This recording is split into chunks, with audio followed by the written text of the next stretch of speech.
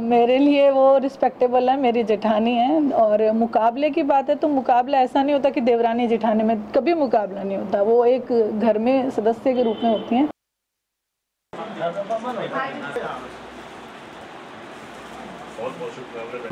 मुझे प्रदेश महासचिव, महिला महासचिव की पोस्ट पे नियुक्त किया गया है।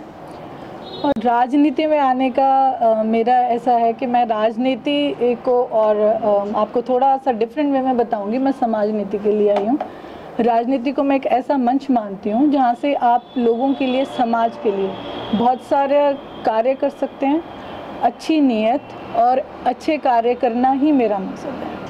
चौटाला परिवार की दूसरी पुत्रवधू हैं, आप राजनीति में आ रही हैं। तो आपने परिवार की 2 पार्टीज बन गई हैं, INLD को क्यों सिलेक्ट किया, क्या वजह रही? एक्चुअली सिलेक्ट की बात नहीं है, मतलब INLD को सिलेक्ट किया या वो मुझे सिलेक्ट किया है कि INLD एक नॉट ओनली पार्टी, एक पार्टी नहीं है, ये दादाजी की, चौधरी देवीलाल की एक विचारधारा है। और इसको चुनना मेरे लिए, क्योंकि मैं मेरे कॉलेज टाइम से, जब मैं प्रेसिडेंट हूँ तब से मैं दादाजी से इंस्पायर हूँ।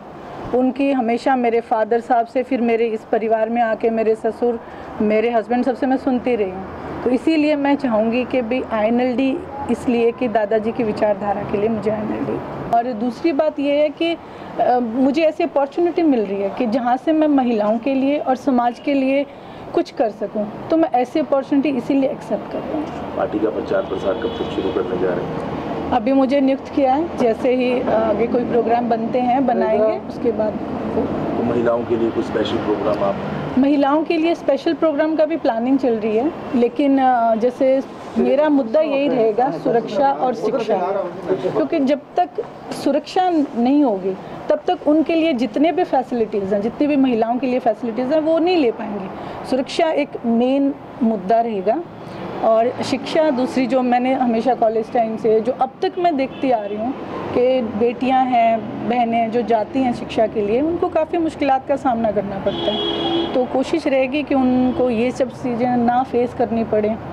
और जो घरेलू महिलाएं हैं, जो और हैं, उनको भी यही है कि वो प्रोटेक्शन के लिए, मतलब मेन कारण है कि प्रोटेक्शन, अगर प्रोटेक्शन नहीं होगी तो वो कहीं जाके अपनी वो सब चीज़ें, उन सब चीज़ों का लाभ नहीं उठा सकती हैं जो हमारे मतलब शुरू किए गए हैं, प्रोग्राम भी शुरू किए गए हैं महिलाओं के लिए। लेकिन जब तक वो सुरक्षित नहीं है, वो घर से बाहर नहीं जाती है। चुनाव लड़ने की इच्छा आपकी? जिस प्रकार नैना चौटाला हरी चुनरी चौपाल करते हैं, उस प्रकार से आप महिलाओं के बीच में जाने के लिए किस तरह से, क्या महिलाओं के बीच में जाने के लिए आई डोंट थिंक कि कोई चौपाल या कुछ करूं, या मतलब मेरा ये रहेगा कि मैं फेस टू फेस सबसे मिलूं, वो मुझे जाने, मेरे विचार जाने। सबसे मेन बात यही है कि हमें अपने विचार उन तक पहुंचाने हैं। तो उसमें अगर मुझे डोर टू डोर भी जाना पड़े तो कोई दिक्कत नहीं है। चुनाव लड़ने की इच्छा आपकी? चुनाव लड़ने की इच्छा ऐसा कुछ नहीं है, मेरी इच्छा सिर्फ काम करने की है और समाज में महिलाओं के लिए ज़्यादा से ज़्यादा काम करने की है। पार्टी ने मौका दिया? पार्टी ने मौका दिया तो मैं इसे अपॉर्चुनिटी समझूंगी। ठीक है, जो अगर मुझे किसी चीज़ का मौका, अच्छे काम का मौका मिल रहा है तो मैं उसको ज़रूर एक्सेप्ट करूँगी। मान के चलें कि आने वाले दिनों में चुनावी समर में जो देवरानी और जेठानी आमने सामने होंगे, कितना कड़ा मुकाबला होगा? मेरे लिए वो रिस्पेक्टेबल है, मेरी जेठानी है। और मुकाबले की बात है तो मुकाबला ऐसा नहीं होता कि देवरानी जेठानी में कभी मुकाबला नहीं होता, वो एक घर में सदस्य के रूप में होती हैं।